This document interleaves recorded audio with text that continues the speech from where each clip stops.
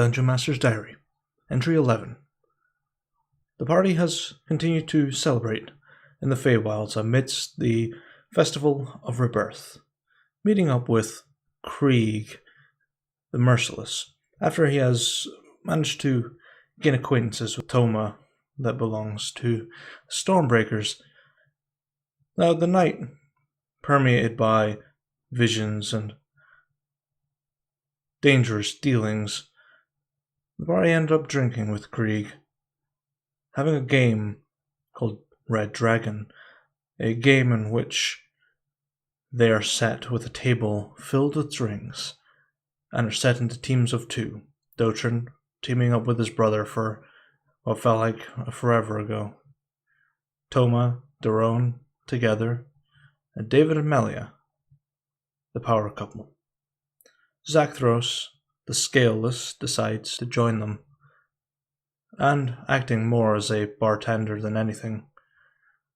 They drink themselves, almost under the table, and do a little bit of bonding, drinking to enemies both in the same field and out with. Memories shared and blackouts had. Time would pass until the end of the ceremony, the festival drawing to a close. Carrying amongst them ancient Fey artifacts thought long lost were returned to Queen Veronestra of the Summer Court. Pleased with this, she has rewarded some of the party with titles, honorships, as Dukes of the Summer Court. Back in the material plane, Henra, continuing his training with Sir Lorcan of Aegon, has gotten to a point where Lorcan can teach him no more. However, his physique has become almost indistinguishable from who he used to be. No more podge, more meat on his bones. Probably the strongest sorcerer that has been alive for a long time. But now he looks for someone that can train him in more complex arcane arts.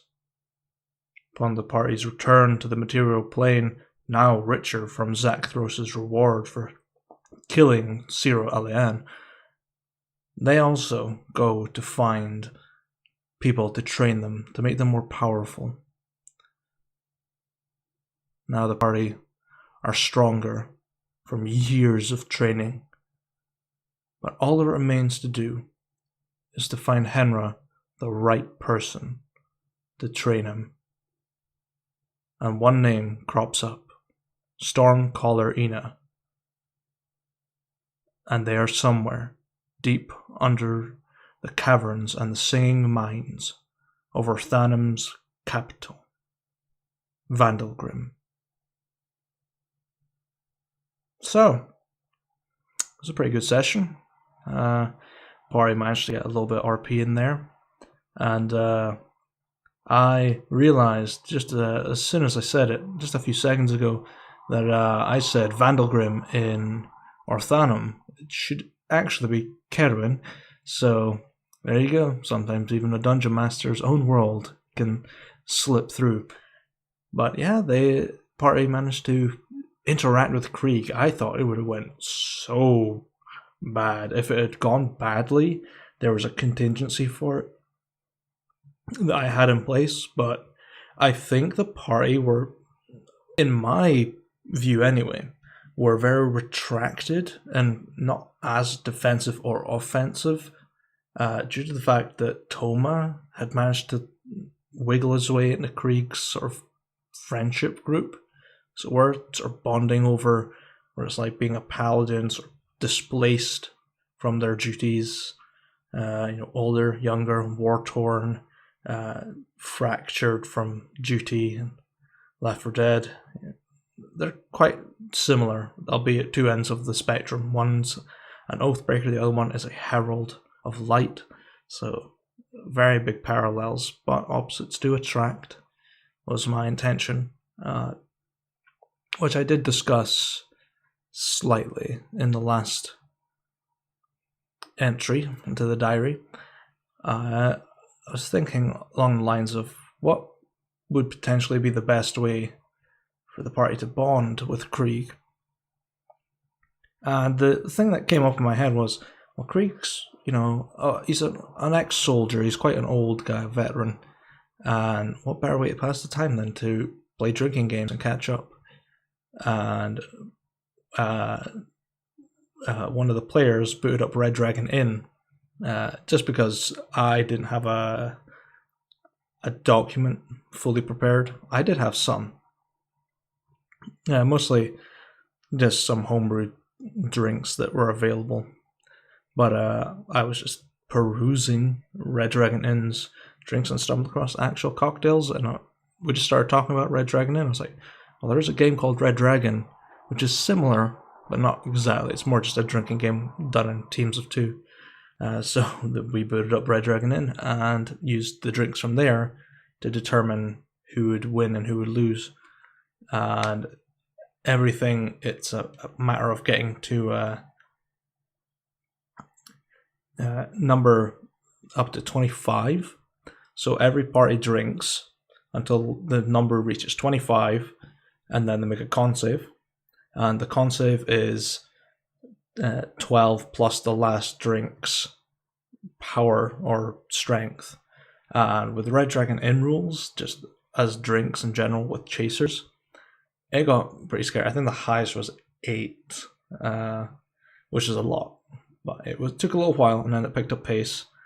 And just watching gradually as the NPCs just broke. So Toma and Melia were definitely on the table. Krieg was very surprising. The only time he would fail is if he nat wand, and he did. Because he has a plus 30 to his con save. So that's a scary paladin.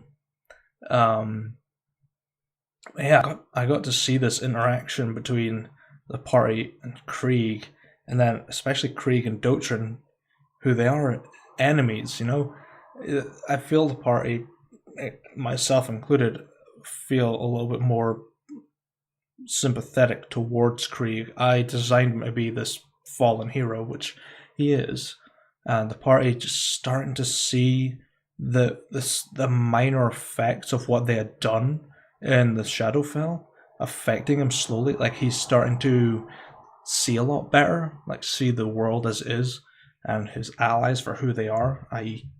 Aaron Kenway, as a vile human being, or vile half-elf,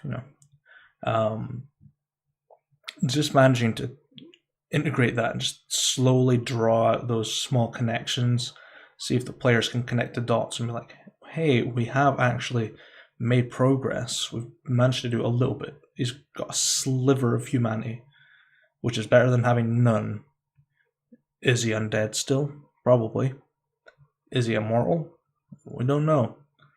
But the party still is dead set on killing Krieg when the time comes. And, to be honest with you, I am, as a Dungeon Master, ready for them to fulfill that end of the role, to tick the box, clear out the chapter.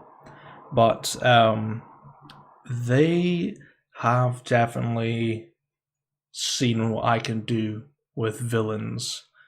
I might talk about it a little bit later. Once near the end of this video, I'll talk about the villain, the one that broke the players emotionally. Anyway, it broke me emotionally too, because it was sad. But yeah, so that happened, and at the start of the session, I was like, Henra, he's training with Lorcan.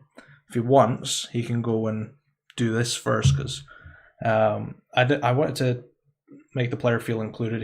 His character never went along to this giant RP bonanza, essentially, and I was like, okay, he's going to get stronger. I'll focus on him for the start. Now it's him learning Lorcan's routine, which is he was just getting back into it. It's usually a 40-mile run, there and back, so it's 40-40, which is 80, and 1,000 of each of push-ups, pull-ups, sit-ups, and mountain climbers.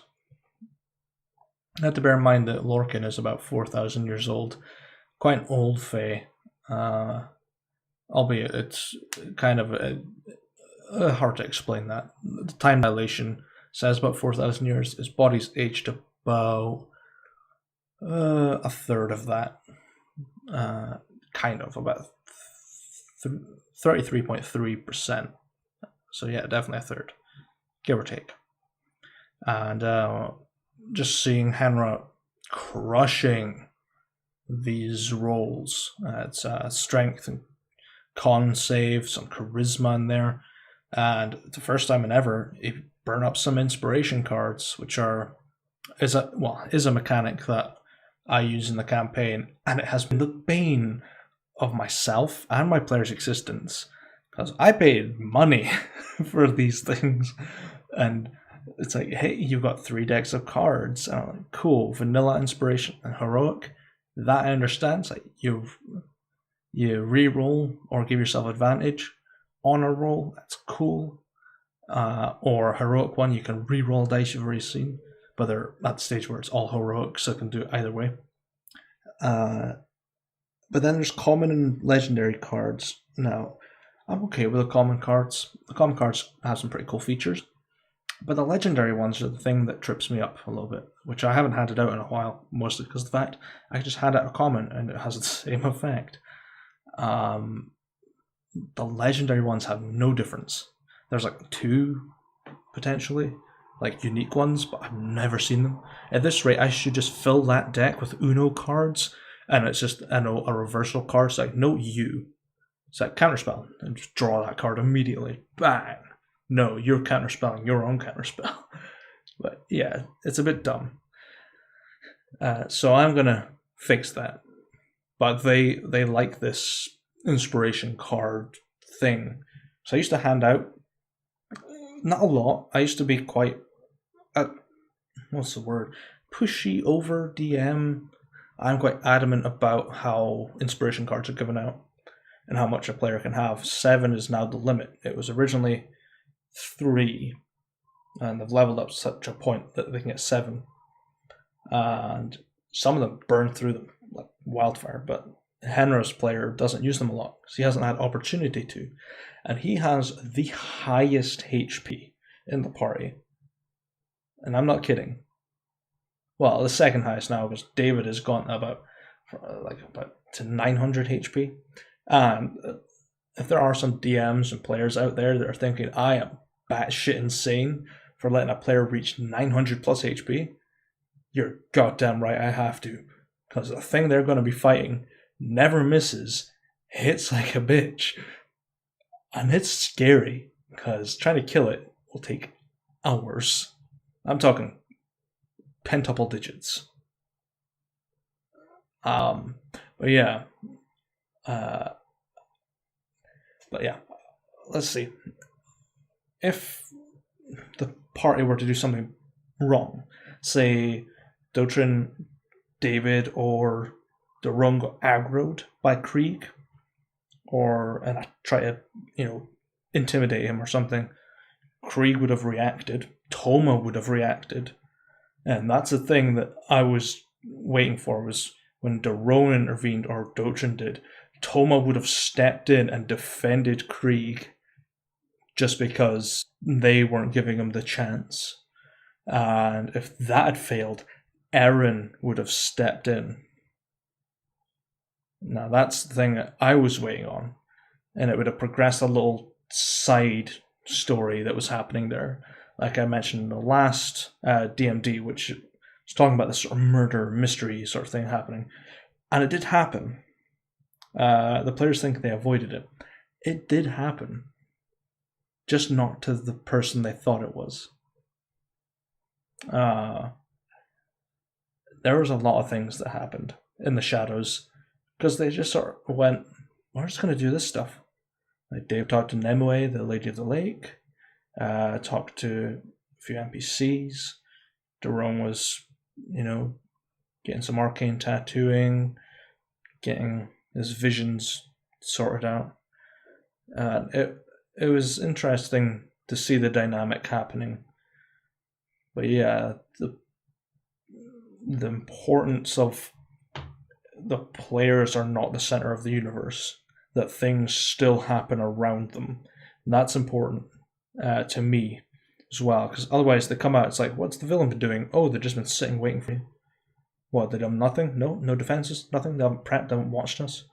Pointless. There is no point of a villain being that lazy unless they are so cocky in their power. Then yeah, they're good. If that's the way you've designed them, if they're like, I don't know, Stradvon Zarovich, and you made them, I don't know, some sort of What We Do in the Shadows knockoff style that lives with other vampires in a giant castle in Ravenloft, but the same way, seeing the world adapt around them and things that they can't see and have ignored, essentially. They almost summoned the Chisith, which is a dog from Scottish folklore that if you hear it howl 3 times, that's it, game over. That's it. You're dead. It's power word killing you. That's how that creature works. That's how I took the D&D abilities and just sort of tweaked them into an ability. So you hear 3 words, it power word kills you, but it's not got HP max, it just does it. Just boom, dead. But yeah, it never happened. So I was happy enough with that. When I look back on that session and see the rapid power drive that these guys have just went up, I'm like, yeah, you're gonna need it for Graveforge, man. Because some traps are just terrifyingly dangerous. And I did mention to them that Graveforge, they can take 1 NPC, just 1, because they have Atlas coming with them, because it's his objective, He was the one that wanted, he's the one that's going there, and he's the captain, sort of, kind of, not really. Dotran's the captain, but he's like, well, Atlas will remain captain, I will be the one possessed by the Witch of Namir, which is the ship name, which is a sentient ship, which is the polar, like the cousin, really, of the Warlock of Namir. No, the Warlock of Nasserai, sorry. And it's quite an interesting look. But now, moving on from there, now the party have built up their strength. They've been to see Tybalt. They've gone and done RP. They've ventured off to go and get training. Daron's away to go build the Nightingale, which is a flying airship with missiles and artillery in it. It's expensive. And the first of its kind. And won't lie, I was quite drunk by the end of the session. This was like 3 a.m. for me, and I had gone through like a half bottle of vodka. It's an RP session. Sundays are my off days. But started just chatting, and it kept going and going. We're just having fun. 2 of the players had to leave time zones, but great thing about having multinational players is some are ahead of you, some are behind you. Sometimes not by much, but enough. And man, I was tired. But I was happy enough with it. And I hope that the players that actually enjoyed the session, I do like to see it. And by the end of the campaign, I'm like, okay, give me a quick review. Just let me know. How do you feel? And I'm looking forward to that. But yeah, we're in the final stretch now, and I'm pumped for it. Greyforge will probably take about, well, judging by about the 9-room average that the party did last time, that will take a while.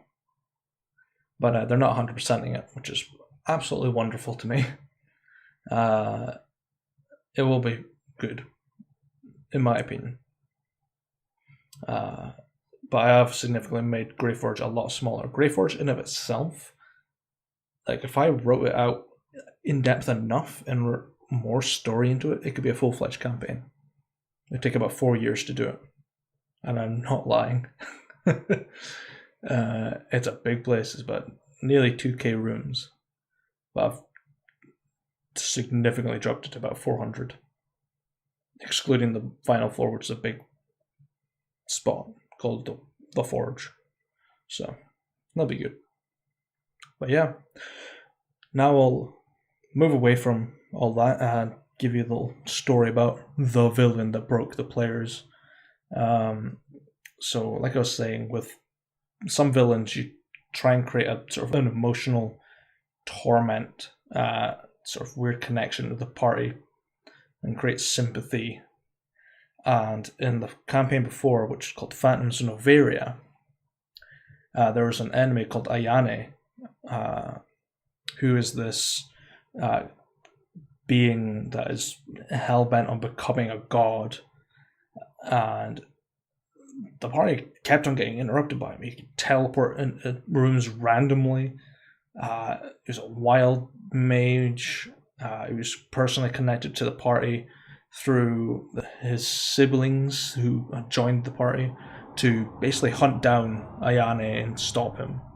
By the time he came out, he had the right eye of Farron. He had an arm filled with these sort of magical artifacts, and a cloak that allowed him to teleport to different locations at will.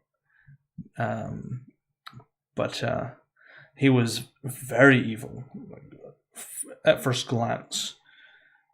And then the party defeated him in a plane called the Painted World, where time, it's like a demi-plane that he was trapped in, and he could jump out of it if he needed to, but he had to return within 24 hours or he would be dead.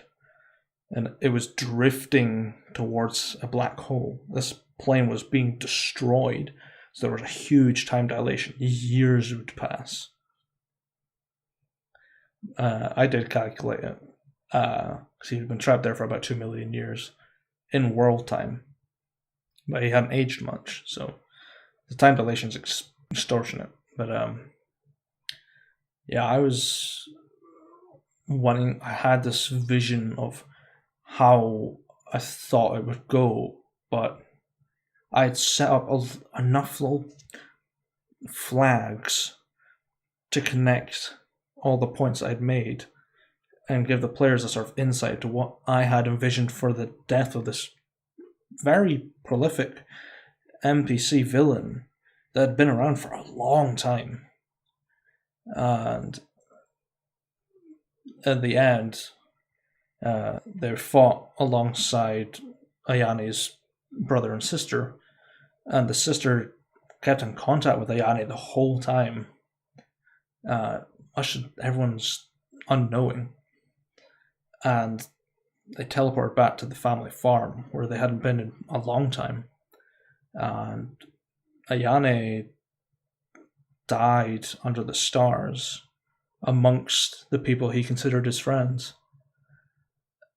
He basically was putting on an act to get the people around him to get stronger, and this was his sacrifice so that they were ready to fight the greater evil that was unleashed, which was Gorvax, the Red Death, big Dracolich. And it was just so sad. I never realized how impactful an NPC's sort of minor deceitfulness but actions could transcend like that. Like, I'm pretty sure there wasn't a dry eye that I'm aware of. I'm the only one with a webcam. So, yeah, but I'm sure there were tears. I can definitely recall there were tears.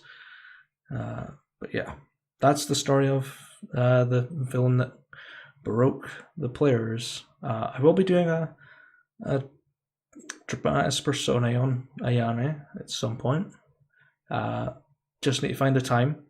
I am still working on the Tales video for Andral. It's a curse in of itself. It's a big video. It's going to be, my assumption, it's going to be about 40 minutes long. maybe more. And try and keep Ludan's voice ready for that long. It's going to be hard.